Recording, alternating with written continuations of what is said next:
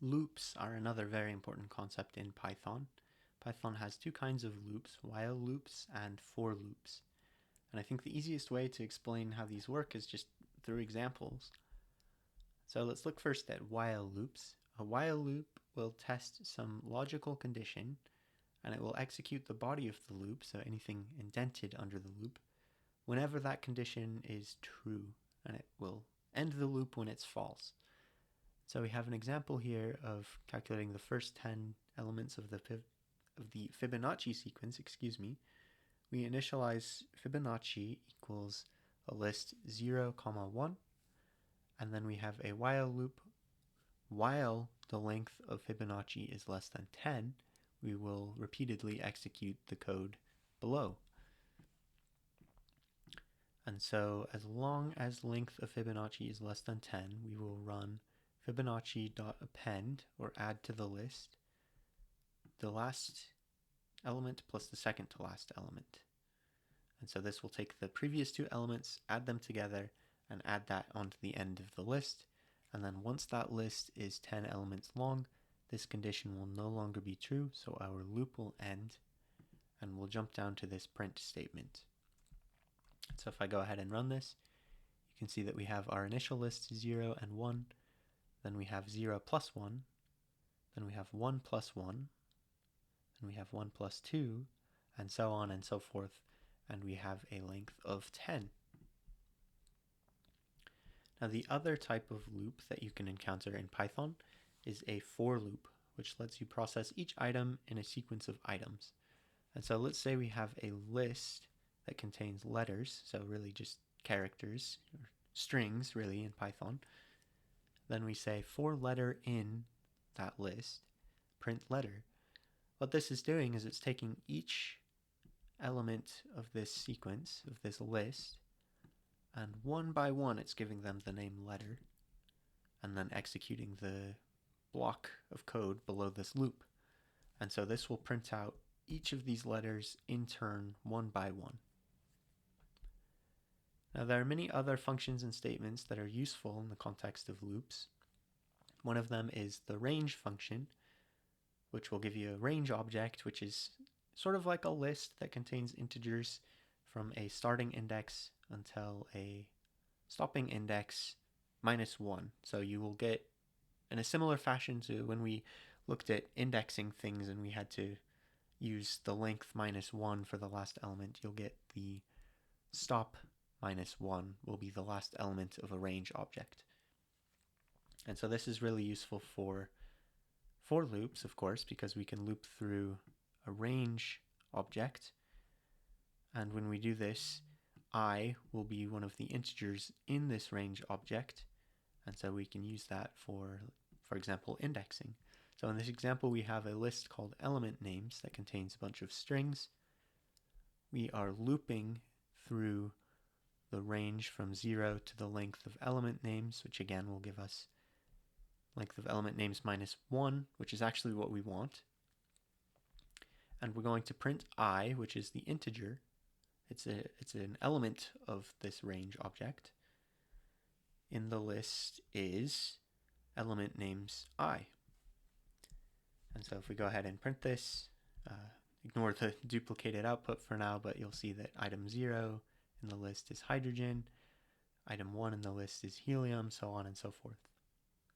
And there's an alternative way of doing this, which I personally prefer, which is this enumerate function, which takes a list or a sequence and gives you both all of the elements in that sequence and indices for each of those elements. And so it's very similar to what we're doing here, but I'm saying for index element in enumerate element names, item index in the list is element. And so that's where the duplicated output comes from. Now the step size in a range function, or a call of the range function, defaults to 1, and the start value defaults to 0.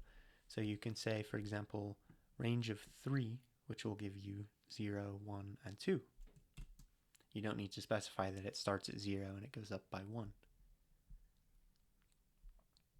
So I have an exercise here for you, which is to create a function named factorial that takes one argument, n, and returns n factorial. So this is easy to implement with a for loop. We're going to be multiplying n by n minus 1, by n minus 2, by n minus 3, so on and so forth until we get down to 1. And for this exercise, you can assume that the argument is a positive integer. So write a factorial function and try calling it with a few different positive integer values. You can also do this in a sort of fancier way with a recursive function, but make sure you end that recursion so you don't end up with a loop that never ends. So I'm going to go ahead and get started on this. Again, please pause the video if you'd like to work on this yourself first. But I'm going to create a function called factorial. It's going to have a single argument n. And I know I'm going to want to return from this function n factorial. And I'm going to think through the algorithm for this. I know that I'm always going to be multiplying some number by some other number in this loop that I'm creating. I'm imagining multiplying n by n minus 1 by n minus 2 and so on. So I'm going to create a variable called product, and I'm going to initialize it as 1. And that way I can multiply by whatever I want. And then I know that I'm doing essentially a loop here. I'm looking at n, I'm looking at n minus 1, I'm looking at n minus 2, so on and so forth. And a good way to do this is to use a range.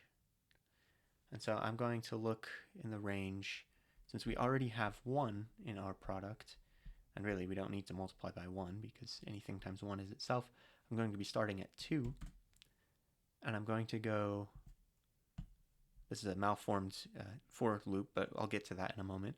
I'm going to go to n plus 1, because remember, the endpoint of a range is actually 1 less than what it looks like, right? It's similar to when we were looking at indexing. We want to add 1 to offset the minus 1 that's applied to this. And so this will give us a list from, or a list-like object. It's a range object from 2 to n in this case. And I'm going to call this some other number. I'll just call it m. For m in range 2 to n plus 1. Of course, we're going to want to multiply product by that, so we could do product equals product times m. Or equivalently, we could do product times equals m. And then we're going to return product. And so now if I print factorial of, say, 5, I think that's 120. Yep, factorial of 4 should be 24, so on and so forth. Factorial of 3 should be 6 because it's 3 times 2 times 1, and 3 times 2 is 6. And so our function works perfectly. Now, let's say we wanted to consider this recursive function instead. We could write factorial recursive. This again is just to show that there's different ways of handling the same task in Python. You can do what makes sense for you. So I know that if n is 0 or 1, its factorial is 1. So I'm going to say if n equals 0 or n equals 1, then we want to return 1. Otherwise, we want to return n times the factorial of n minus 1. And so now if I call, well, I'm just going to copy this, factorial recursive, you can see that I get the same sort of thing. And then as I showed in a previous lecture, this else statement isn't really necessary here because the return here will handle any cases where n is 0 or n is 1. And so we get the same behavior here. And so what this is doing is it's returning n times factorial recursive n minus 1 over and over and over and over again until it gets down to 0 or 1, in which case it returns 1, and then it can start calculating backward to get the factorial we're looking for. So that may not make sense right now, but it's a powerful way of structuring this because we don't rely on this loop. So when we're talking about loops, there are a few very important statements that are continue and break. And so continue will skip the rest of a loop iteration and go back to the beginning of the loop and start the next iteration immediately. And so we have this example here of consonants, which is an empty list, vowels, which is a list of vowels, and then we're looping through every letter in the string A, B, C, D, E, F, G, so on, the alphabet really. We have our flow control here, if letter in vowels, so we're checking whether this letter, which will be A or B or C, depending on which iteration of the loop we're in, is found within this list of vowels. And if it is found, then we're running this continue statement. And what this does is it ignores the rest of the body of this loop, and it just goes back to the start with the next iteration. And so we know that if letter is in vowels, then we've stopped iterating for this particular, we've stopped this particular iteration of the loop, I should say, and we've gone back to the start. So the rest of this code won't run. So what we're doing here is we're appending to this list consonants, which is empty, letter, which is now guaranteed not to be a vowel, because if it were a vowel, we would have continued, and we wouldn't run this line. And so if I now run this, you can see that the length of consonants is 21, and consonants is the list of all of the characters in this string, less the vowels. Now there's another important statement for flow control in loops, which is break. And this is somewhat stronger than continue in the sense that continue will go to the next iteration, break will just stop the loop completely. So we don't have to go through all of the iterations. If we say we're done with this loop, we can just stop it with break. And so this is an example where we're looking for the biggest multiple of 7 less than 100, which is a bit of an odd problem, I admit, but the way we're going to tackle this is we're going to start at 100 and go down by 1 in each iteration of the loop, and if that number is divisible by 7, then we've found our number, the biggest multiple of 7 less than 100. And so we're initializing our number, I, as 100. We're using a while loop in this case. So we're saying while I is greater than 0. So while that's true, run this. We're going to print I, and then we're going to say if I modulo 7 is equal to 0. So if I is evenly divisible by 7, then end the loop, break. And we've found our answer. We don't need to iterate anymore because we already know what the biggest multiple of 7 less than 100 is. But if that's not the case, then we'll continue to run the rest of this iteration and go back up to the top of the loop, and we'll use the decrement operator, which just says I equals I minus 1. So we're using the assignment operator I to I to say that I minus 1 is now stored in I. And so if we run this, we can see that it starts at 100, it prints I, this condition is false, so we don't break. We go on to 99, we go on to 98, and then it says that this value is true. So we break, we stop the loop entirely. And so now I is just stuck at 98. And we know that the biggest multiple of 7 less than 100 is 98. Now loops are very powerful for creating lists. So we have an example here where we have an empty list called squared integers, and then we're looping through every number 0 through 9, because remember the endpoint is going to be this value minus 1.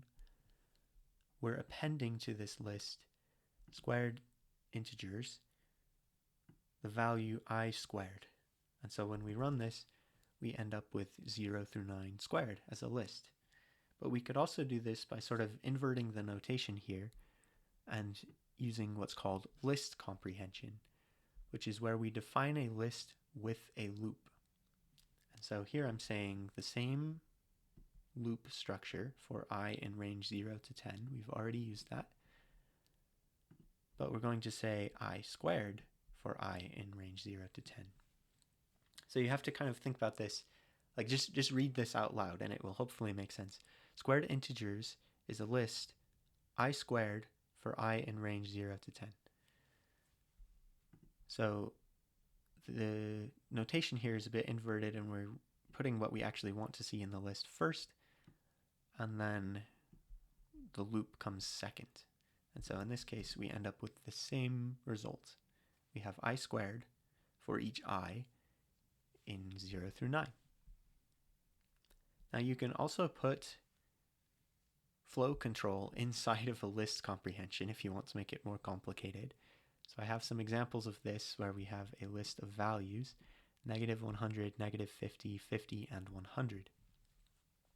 And I'm doing the same sort of thing. I have a list, you can tell because of the square brackets. I have a list comprehension, you can tell because there's a loop. And then I have an additional flow control statement in here. I have an if statement. And so in this case, I'm saying negative values is a list of each value for value and values. So it's going to loop through all of these one by one, and it's going to call them value. So each one will be called value in its respective iteration of this loop. But I only want that if value is less than 0. Otherwise, I'm just going to do nothing. So there won't be positive values in this result. Now you can also use an if-else statement, and in this case I'm actually completely changing the type here. I'm saying the result will be negative if value is less than 0, or it will be positive otherwise for value and values. So if I print these, you can see that the first case I'm getting negative 100 and negative 50, so just the negative values as expected. And in the second case, I'm getting the string negative if the value is less than 0, and the string positive if the value is greater than 0. Now for loops can iterate across a variety of objects. So we've seen strings, we've seen lists, we've seen range objects. It can also iterate over open files. And these objects are all what's called iterators. So if you're curious about that, there's more information on the Python documentation. So we just have some examples here. We're iterating for letter in ABC is going to be each character of this string. For vowel in AEIOU is going to be each string within this list will be assigned the name vowel in the block of the loop. For number in range 0 to 5 will be the numbers 0 through 4.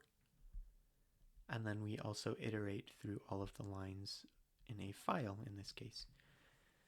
And in this case it's a string.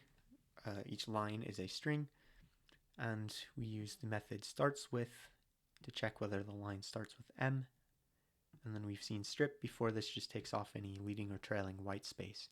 So this is a bit of a complicated construct, right? We have 1, 2, 3 indentations here, but what this does is it opens a file, it loops through all of the lines in that file. If the line starts with the letter M, then we print out a sort of cleaned up version of that line. So if we go ahead and run this, you can see, as we expect, ABC, AEIOU, 0, 1, 2, 3, 4, and then all of the lines in this file that start with the letter M. So we have this exercise, which is the most complicated exercise so far, which is to read this popular dognames.txt file, which we look at here, which lists the 10 most popular names for female and male dogs in 2016. So we want to write a function that accepts a proposed dog name and checks whether it's in popular-dognames.txt, that is, that it's a popular name. If it is in this file, we want to print the proposed name is popular, we want to print its rank, and we want to print for what gender of dog it's a popular name. Now, if this name is not found, we want to print that the name wasn't found. So this is combining a bunch of different topics we've mentioned before. We're having functions here, we're having file input and output. We're going to probably have some loops, considering this is in the loop lecture. So I'd recommend going through this on your own first, but I'll just jump right in at this point. So I'm going to create a function. I'll just call it dogNamePopularity. It's going to take one input, as mentioned here. It accepts a proposed dog name, so I'll just call that name. Now I know I'm going to be working with this file, proposedDogNames.txt, so I'm going to go ahead and open this. We'll use the with clause for this. Now this file is actually in a different directory. I should make a note of that. But dot dot slash, which means one directory up, slash static slash popular dog names.txt. We're just comparing to this file, so I can open it in R mode or read mode. And now I want to say as dog name file. So let's say popular dog names equals dog name file dot, let's see, read lines, let's say, so we can loop through all of the lines. And now one thing I'll mention is you don't have to write everything in Python in one go. So I'm going to just say, let's print out popular dog names. And I'll call dog name popularity. I have to give it a name because I have one in the function definition, but it's not going to be used right now. So now I can see that I have a list, popular dog names, which I printed to the screen, and it's a list of all of the lines in this file. So one way we could go about this is we could loop through all of the lines in this file and check for the name we propose. And so we could say for popular dog name in popular dog names, let's print popular dog name. So now if we do this, we can see instead of a list, we're going through this one at a time. And so we're just printing out a single line. Or actually, I'll call this a line because that's maybe a little bit more intuitive. So we now have each line. We want to look now for whether the text we specify is found in this. And we also want these other values here. Now, this is not immediately clear how we're going to do this because there's commas in this file. It's not like a Python list. It's literally just text with commas in it. If we look at this actual file, there's commas. All we're doing is looping through the lines here. So what I would do if I were stumped at this point is I would go to a search engine and I would say Python split string at comma or something to that effect, because I know this data type is a string and I want to get the individual components of this. But I happen to know over my years of using Python that there's a method for strings called .split. And so I'm going to use .split at comma, and I'll just print this out. So you can see we now have a list in Python that is segmented based on where the commas were. But you can also see that that new line character is still hanging around here. So I'm actually going to strip this line before I split it. Whoops. Now if I go ahead and run this, you can see those new line characters disappear. All right, so now I can say that the name data for this particular iteration of the loop is what I've just been printing to the screen.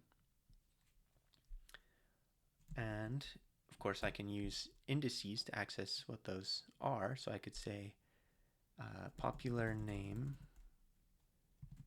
equals name data 0. Could say gender equals name data 1. And I could say rank equals name data 2. Or I could use a little quirk of Python syntax where I could say popular name, comma, gender, comma, rank equals name data. And that will take my list of 3 elements and assign it to 3 different variables. So we now have a loop where we're looking at each line of this file in turn, and we want to check whether the name we propose is found in this particular line. And so that will be an if statement. So we're looking at flow control now. So we're going to say if name, which is our proposed name, is equal to popular name, then we want to print, let's do an f string, name is popular, it is a name for gender, dogs, and has rank. Okay, so now this will print whether we found this in the file, and if we did, what gender it's for and what the rank is. So if we pick something that's not a popular name, we won't get any output. So in this case, we need to print that the proposed name is not found, which we're currently not doing. So we want to print out a statement if this name is not found in any of these lines.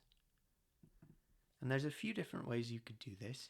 You could say maybe like create a variable found name in file and set that equal to false, and then set this equal to true if you find it. You could also return a value from this.